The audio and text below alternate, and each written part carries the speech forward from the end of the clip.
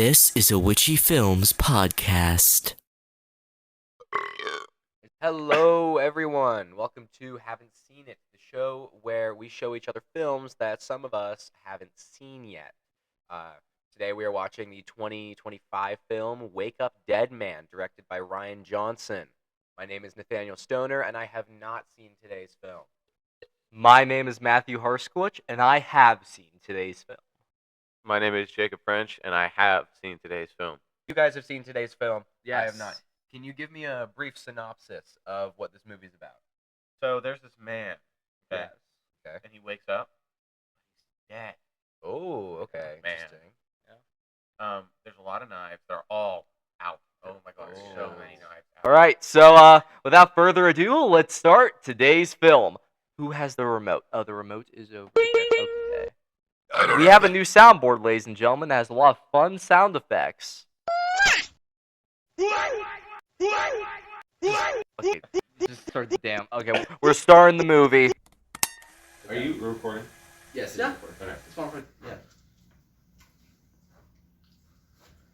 All right, we just finished watching Wake Up Dead Man. This is my first time seeing the movie. I really liked it. I thought it was really good.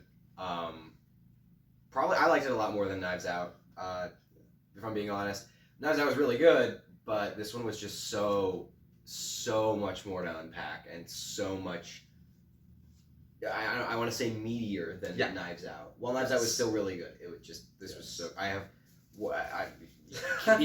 you guys can see. I have like 10 pages of notes. Yeah, we took notes this time. We got a lot of them. A lot. Now, I do have a note page that just says Jeremy Renner on the top, so I guess I only really have 9 note pages. But you mentioned Knives Out when you were talking about like your reaction to this one. Have you seen Glass Onion? I have not seen You've not Glass seen Onion. Glass Onion. Okay. That is, that's somewhere on my watch list. Future episode. Future episode. That's- That is a future episode. Yes. That's one of the things I also like about these movies is that you don't have to watch the other ones Yes. to get this one. Mhm. Yes.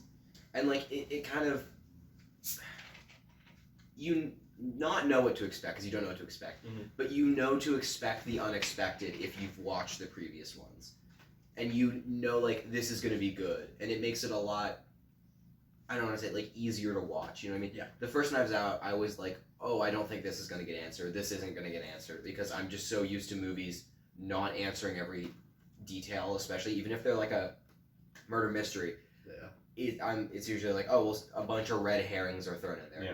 There is not a single red herring in either of these. If there is a red herring. And if there is, it's because you're concluding that it's a red herring and you're piecing it together. The movie's never like, oh, look, Jeremy Renner is holding the same knife that the killer was holding. So you think it's Jeremy Renner, but it's not. But you'll see like, oh, Jeremy Renner was in the same room as where the knife was. Yeah. Maybe that's it. You know what I mean?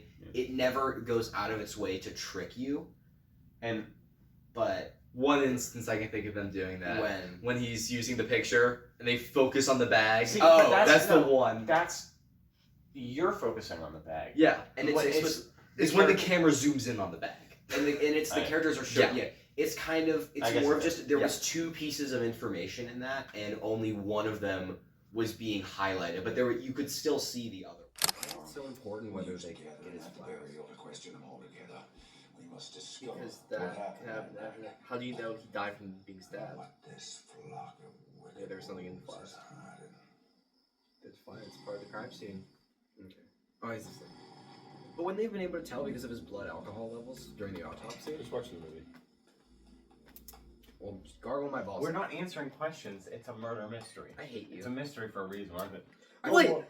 But I feel like that's not going to be explained. Wait, how many hours in this movie? I have got answers to everything. What are you talking about?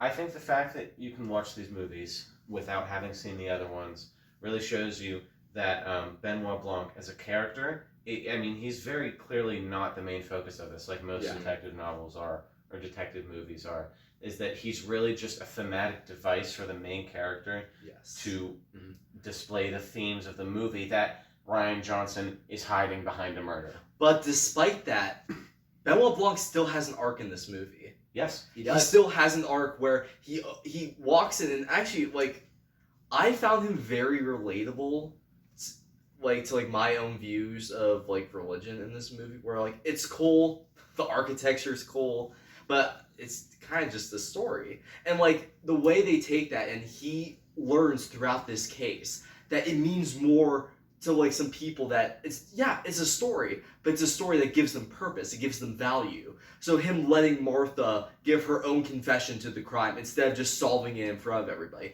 that was him being like, no, she needs this, she needs this release, because he saw that like she was going to die from the tranquilizer. And so just giving him that arc, it's so good to me. And yeah. So gross. And I love, again, how we don't ever waste time. There's not a second wasted in either of those movies. I'm not sure about Glass Onion, but if I had to take a guess, there was not a second wasted. Yeah. And I love how not a second is wasted, but the characters still have arcs. The plot is always moving, but we never stop to be like, oh, but what's Jeremy Renner really feeling right now? Let's dissect that and slow down, like a horrible English class. Like you just go and it keeps going, and the characters go with you. I think it's really good. I think the set design and just the general look of this movie is so good. amazing. Yes, It's so good. I mean, I love it. the lighting, and it's cueing these, like, as they would say, the road to Damascus moments, just these characters having this big epiphany. I love the lighting. Mm-hmm. I love, what's it called? I love how we never leave the church. We come to the church, and then we never leave. Like, it is on, we do, like, literally leave the building, but we never leave the grounds, and that makes this movie feel so much. The bar. Besides the bar, I lied. I'm a big The liar. police station. No, I mean, there's always a few. You go to the police Nats, you go to Dr. Nats' You go to the house. police shoot, yeah, the There's a police few station. times when we're elsewhere. But The majority of the movie Yeah, but is sorry, on the let me- grounds let of the me- church. yeah. Yes. 99% of the movie is the church, and we never, like, we go to 2 locations, and we never return to them. Yes. Like, we see, like, the visual of the bar and stuff. Like, the picture it and flashbacks and whatnot. But we stay at the church, because it makes the movie feel so much more compact, because you're never, like, you have to remember less, if that makes sense, so it takes up less brain space. Well, even in the bar, there's still You the never- devil imagery. Yeah, So there's still it's imagery still- of religion. The only place that they travel to where there's no sign of religion is the police station. Because, kind of paralleling Benoit Blanc's arc in this movie, the police station, it's all about the logic, the facts, how this case could have been done with Morgue. every fact. They go At to the morgue, there's none. It's just like, okay, let's look at this body. Whatever the crime was committed with is in the body, instead of looking at the wider picture, which Benoit Blanc learns to do from getting away from the police station and being like, hey, Mila Kunis, like, kind of like, piss off, like, I'm gonna do this. And just that dissection of his character through the locations that they visit. And I know we just mentioned the lighting, and also behind us is the sun. In this first scene with Benoit Blanc, when Father Judd is talking about like what religion means to him, there's an explicit sighting of the sun beaming down on him. Yes. And kind of like clearing up the room, which is paralleled at the end with Benoit Blanc solving the case. He's about to solve it. Then the same ray of sun from the same window beams down on him, and he gets it. He has to let Martha do it. I know this is the second time I've talked about his arc in the span of like 5 minutes, but it's I wanted to talk about Father Wicks's character himself. One of the first things I noticed was whenever he meets Judd, he goes, "Welcome to my church." Mm-hmm. It's not welcome to our church as a broader spectrum of this is the people of this town, and and then later on in Sai's recording of his last sermon, when he is slamming his fists and yelling and right before he's murdered, I thought it kind of parallels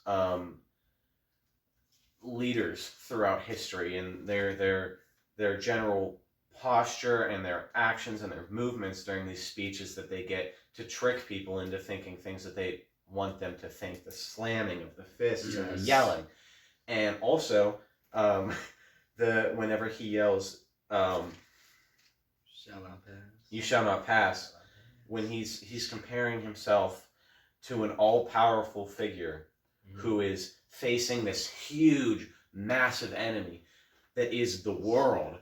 And also in Lord of the Rings, Gandalf gets resurrected to Gandalf the White. Just like Wix gets resurrected, and he's wearing his white robe and everything. Well, resurrected. He's confronting the flock, and he says, I'm going to shake the sand of this church off my sandals. He is literally comparing himself to Jesus. He is calling himself Jesus. Sounds like a certain president. Doesn't that remind you guys of a certain political figure? Another interesting thing that I found was the conversation between Cy and Judd whenever we first meet Judd, or whenever we first meet Cy as a character. I found it really interesting that Cy is talking about, he's hammering all these things. You know, he quotes the trans thing and the abortion thing and whatever. He's trying to draw people in with hate, and it's not working. Where on the opposite side, Judd is trying to draw people in with love, and it is working. And that's just a theme present throughout the movie, is just how people, powerful people, are using just hatred to get us into thinking what they think. Which, Andrew Scott's character in this, the writer, I don't remember his name. Lee.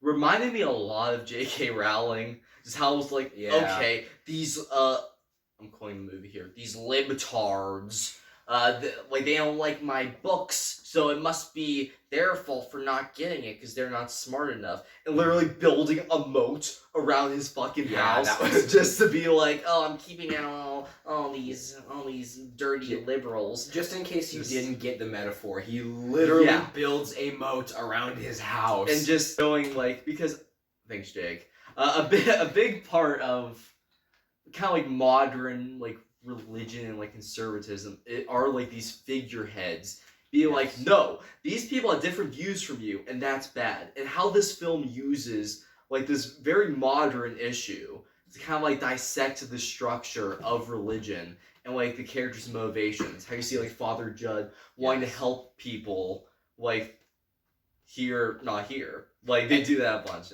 And notice both of them are the same rank in the church. Not even. They both are under the same thing, and you can have... I love how it shows there is a good side to religion. As of recent, I cannot blame a lot of people for being more cynical towards religion. Yes. Because of the just sheer amount of terrible people using it as a mask. But I know for a fact, and I love that this movie highlights this, there are genuinely good people in religion that genuinely believe what they're saying and don't... I love how Father Judd ends up on top. He literally runs the same church that was once used to spread evil, to spread love and compassion to, I think he says, spread, show the wicked love or something. That I love that he ends up triumphing over using religion as evil. And someone who, he literally says, I don't believe any of this. I cannot wait to get, wipe the dust of this church off my sandals. Yeah. I love that someone who genuinely believes in religion triumphs over someone who is using religion as a facade for their own personal gain. And I love how it's shown in the end when the name of the church is changed from Our Lady of Perpetual Fortitude to Our Lady of Perpetual Grace. Fortitude being building yourself in, and grace literally named after the woman who died in the church because of the church. Which, something technical with the filmmaking that Rian Johnson does in all his films is showing a scene from one character's point of view and then showing what actually happened and the differences there. Because in the first time we see Wix's mother, she enters the church, there's this giant red sun behind her, and it's framed like this woman is a pure amalgamation of evil, a harlot whore. And it shows her tearing this place apart. And they show the young Martha talking to her, and you don't see what the kid's actually saying. You just hear what Martha said that she said in the past. and just showing that, and it makes it look like, okay, this woman destroying the church is like evil. But then at the end of the film, we see what actually happened. There was no red sun. There was no dark overtone to it. It was a woman that was desperate. And this little girl that comes in and just says, I know where it is. You can't find it. And yeah. Oh my And God. just showing that difference. And when she's laughing when Grace is... Oh my God, Punch yeah. you in the face. That's wicked. That's evil, man. Yeah. I never even clocked that. Mhm. You don't hear what she actually says. You just hear what Martha is saying that she said. I didn't even notice that. Also, just because I mentioned the technical aspects, that hallway scene with Jeremy Renner dying, Oh, yeah. that must have been like the toughest thing to film because they had one take at that. All the stuff shattering and falling off because that has to be there Yes. later when they find that crime scene. So I can only imagine like how hard that was to film. I mean, like, they could redo Jeremy Renner breaking stuff. that If would they- be if a they had- long reset. If they though. had a lot of duplicates, they could. So I think they must have just done it like one time and been like, okay, that's good. Yeah. But imagine messing that up. Imagine like he gets like halfway to the hallway and then he stumbles and he trips and he like hits his Yeah. nose and he That's or something like that. And then they just have to reset everything, bring it back, and blah blah blah blah blah.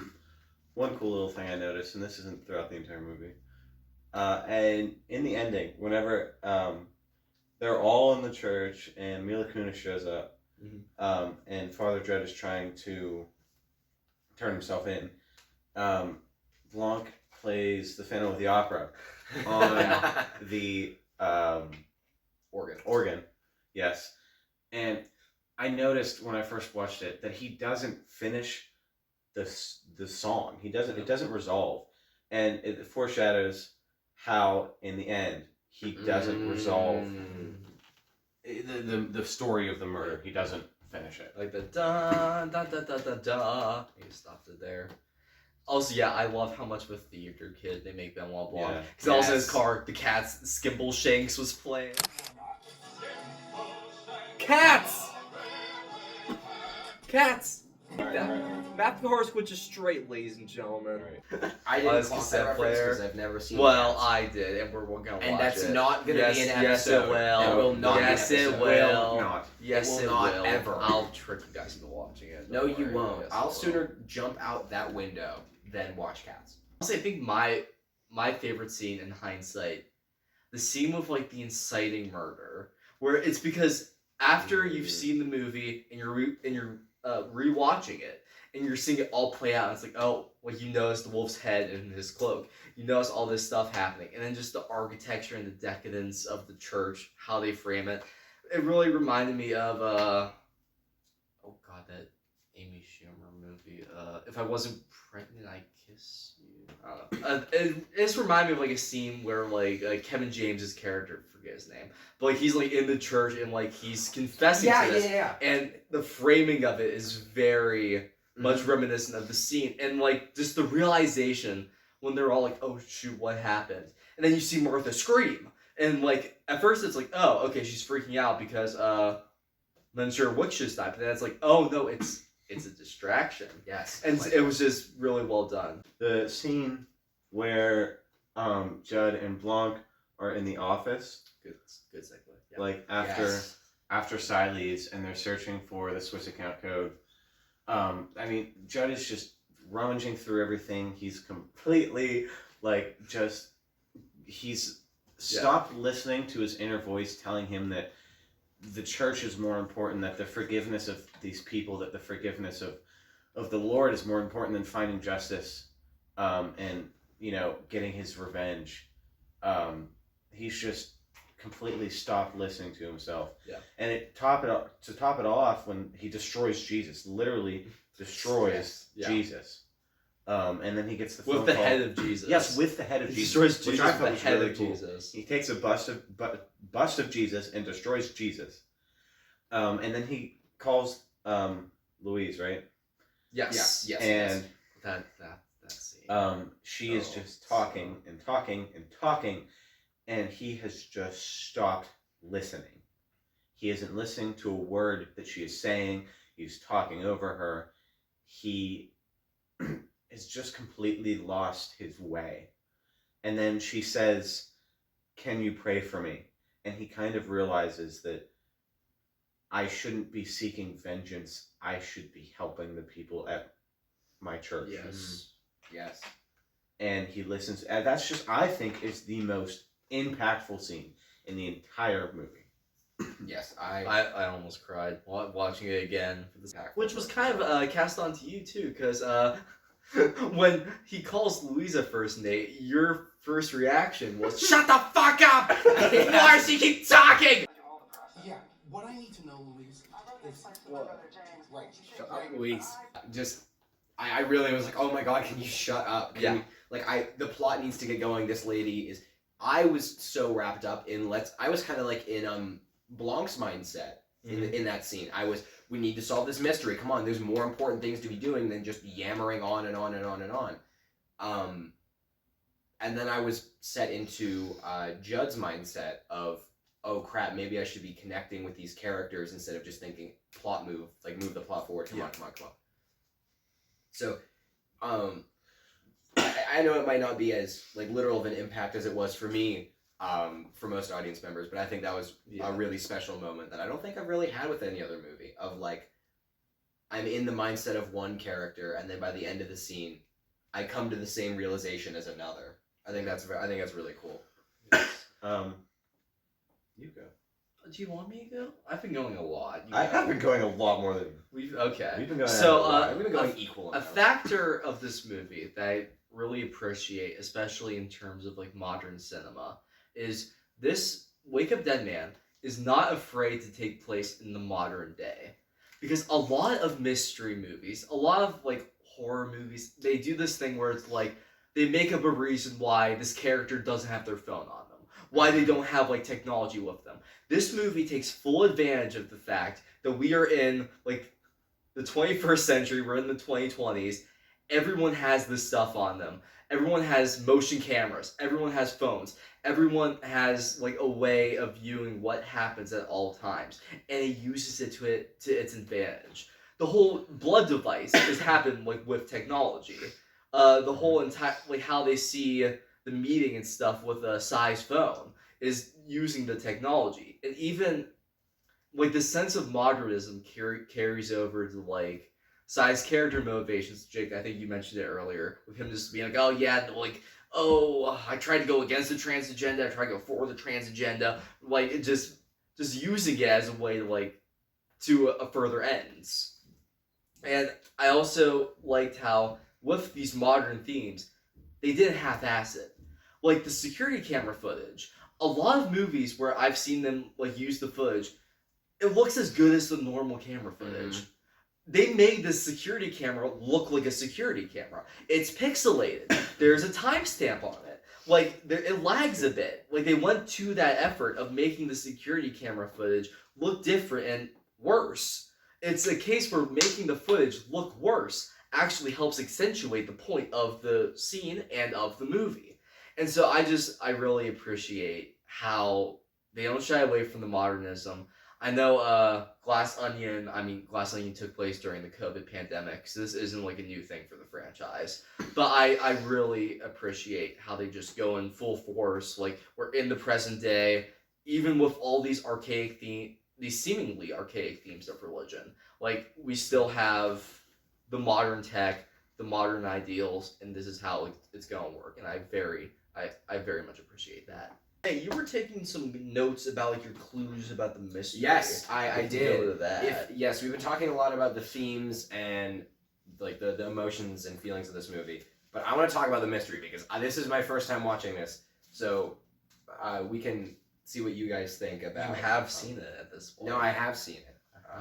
So it's off the haven't seen it list, but I want to hear what you guys think about rewatching this movie. But first, I would like to see if I can find in the list of like 10 note pages that I have all the clues that I noted and also my notes on the characters. Yeah.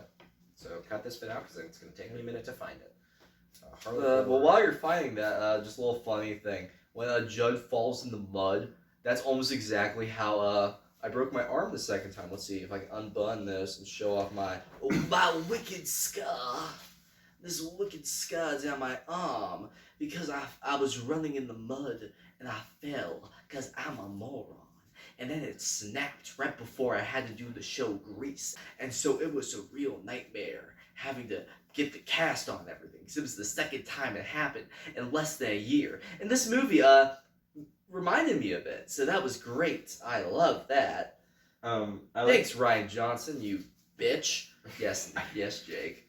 I like in this movie how it doesn't.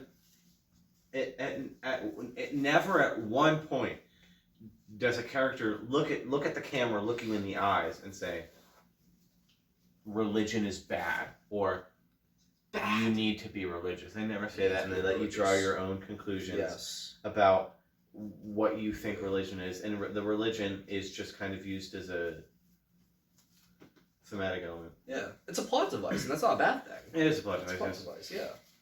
Alright, okay. All right, you found your I found notes. all my notes. It's interesting that Ryan Johnson does this in these movies, is that he takes a clue and he hides it with a joke. Because Wicks goes, "I envy the material wealth of men. I masturbated." For the next one, I wrote a description of the harlot whore. I gave her her own note page. Her name's Grace. She's Josh's mom. She wanted the grandfather to die, or at least that's what Martha said, but it was really her dad. Destroyed church in a rage. I clocked that she definitely didn't destroy the church in a rage. I figured out that it couldn't have been what was presented as. I have Verdit, Darwin. I thought she had OCD. I thought that was gonna be a thing, just because there's a character in a TV show that I like called The Boys, who he has OCD and he taps things 3 times. And I noticed that Verdit was tapping things 3 times, so I assumed that it would come back as a important plot point that she has OCD. But honestly, the specifics of a lot of the background characters, besides Jeremy Renner, didn't really matter. Her dad was Wix's drinking buddy, and then Sai, that was it. Because I wrote Said by mistake as his name. And then I put failed politician, illegitimate brother of Verdit. So then for the rest of my notes, I just wrote Said as his name. I thought his name was Father Chud at first. I heard Father Chud. It's Judd. I don't know why I thought it was Father Chud. So the note page for Father Judd is Father Chud. The clues that I clocked, I noticed, I knew that the tomb door was going to be important. I thought how the whore died was going to be important. How Grace died. Sorry, I forgot her name. I forgot her name was Grace. She's called the harlot whore for like the entire movie. She is. I thought how she died was going to be important, but really it wasn't. I knew the Jesus box was going to be important, which was the Eve's apple. La Evil apple. I thought the script that the crazy right-wing guy was writing was going to be important. Yeah. I didn't even give him a note page. Yeah. He doesn't. So okay, I love this movie. His character. One of the things I kind of have against it is this is in every Knives Out movie. Ryan Johnson, he's done a lot to change the formula. There's always this thing where there's this big group of characters, And the one is. and the thing is, it's kind of, at least for me, it peaked with the first one with the Thrombies. Because then the second one, you get the Disruptors, and like they're fine. They're a bunch of like rich, gaudy people. It's fine. And then this one, it just feels like I love that they're gonna keep making these movies.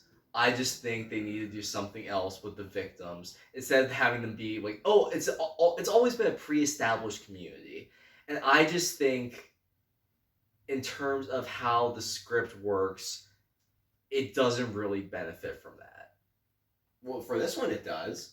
He's literally running a cult. Yeah, but like, because the thing is, I want to know more about these characters, but the plot of the movie does not service that. Oh, okay. So yeah. I see why it's there. And that's why like it's not like a perfect movie for me. It's because that kind of bogs it down, because I like a lot of the actors in this. I like a lot of their performances, but it just feels like, aside from like the little thing where they say like, oh, it's him like narrating like, oh, 1 year later, this is where they all are.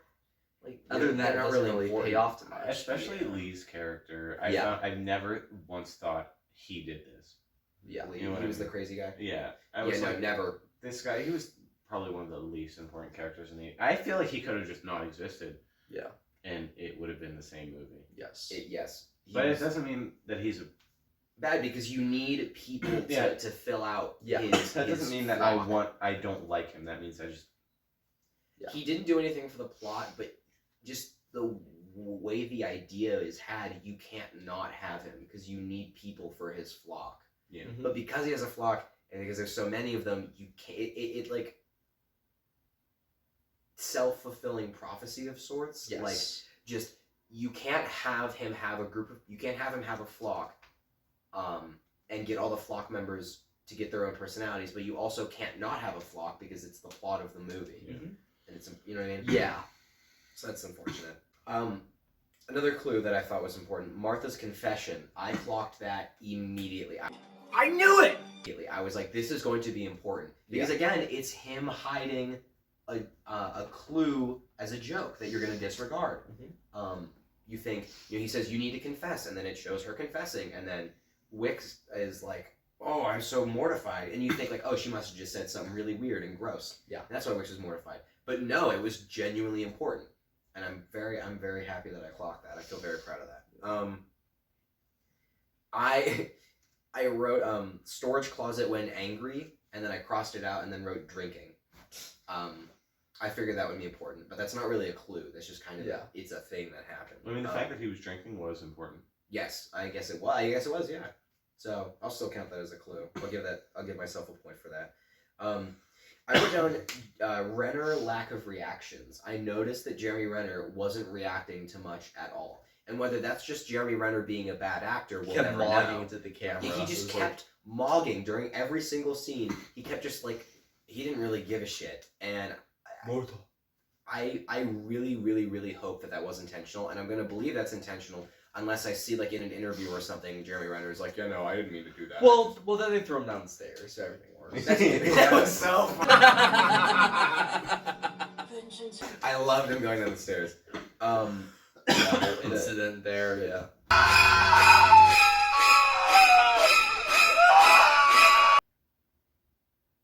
The TV static was also very good. Very intense. I knew that was going to be important, but again, you disregard it because they throw it out as a clue because it's like, oh, this doesn't line up with him hitting the floor at all, so there's no way that it could be important, but it is.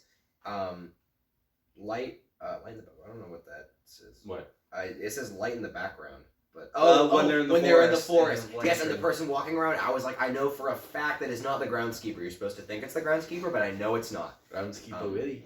So, aside from Benoit Blanc, because he's in all the Knives Out films, what would you guys say is your favorite character in this movie? I wrote down for my favorite character as number Alright. 1, Benoit Blanc.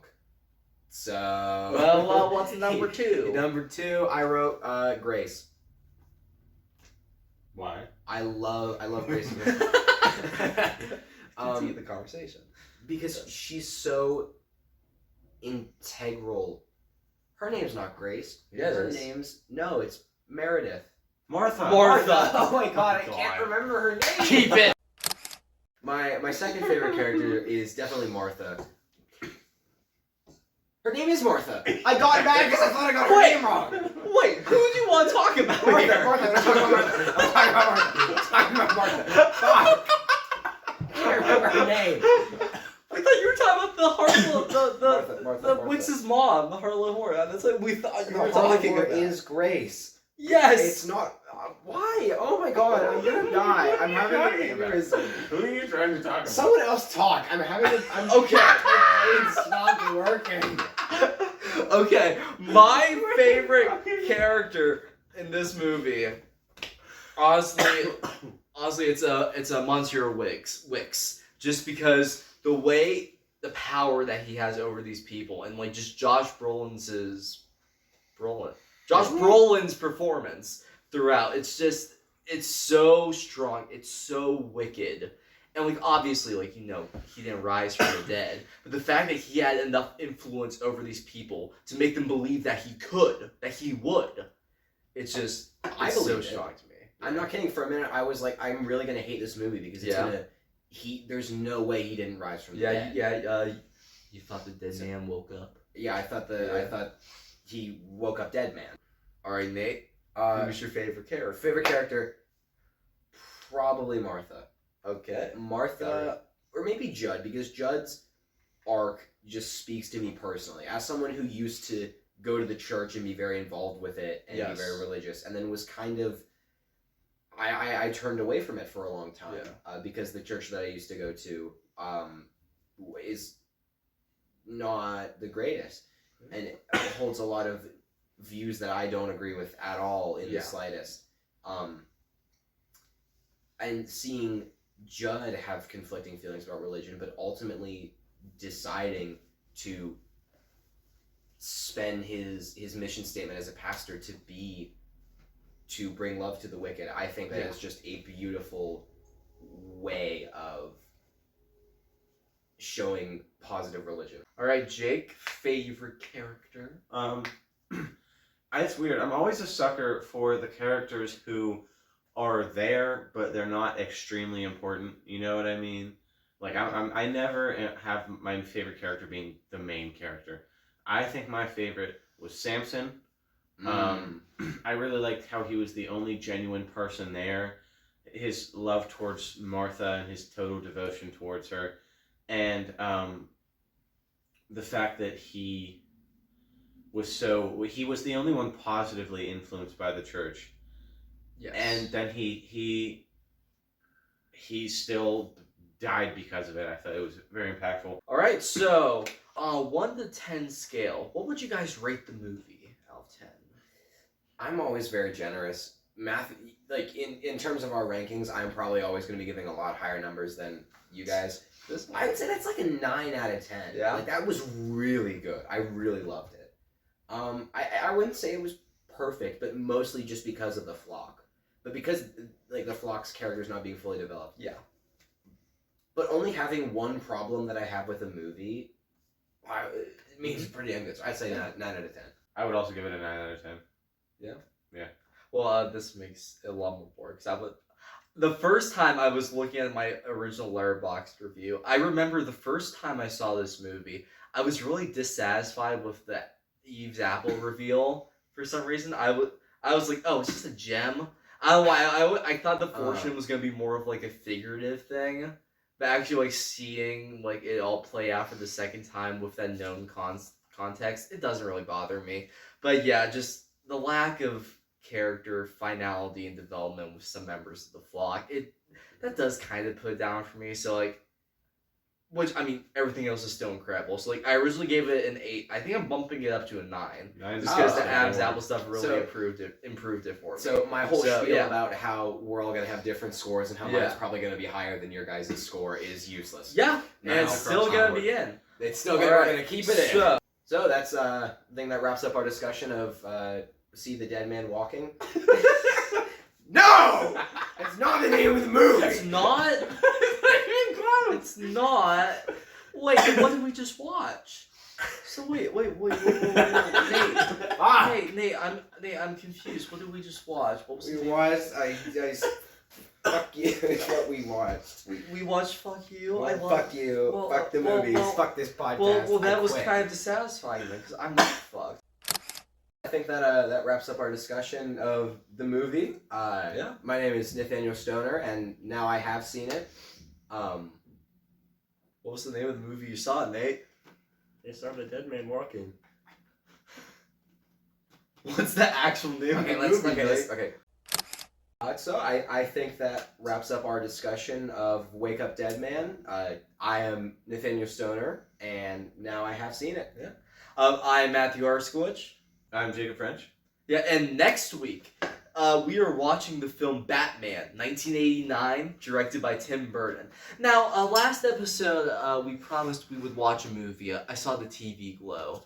Now, we did that back when the film was available on Tubi, the classic streaming service, Tubi, where I watched it a few weeks ago. It is no longer on there. We have no way of watching it. Yeah. So, So we did Wake Up Dead Man. We did this episode, and next we're going to do Batman, a film I have seen, and these two haven't seen it. We'll see you next time. Bye. The other, I can't even read that word. I'm not even I'm, kidding. I'm looking over at your notes. Look I at can't. this. I What's made the Whoa. order? What's made I'm the showing order? this. Okay. Well, yeah. What's made the order you talked about, and I'm just gonna show. Yeah, I'm writing these while I'm watching the movie, so my handwriting's not that great normally, and also it's not good while I'm trying to watch a movie. I can't read that word. Look at folks at home. Look at the camera. I don't know what that word is. Neither do they. This has been a Witchy Films podcast.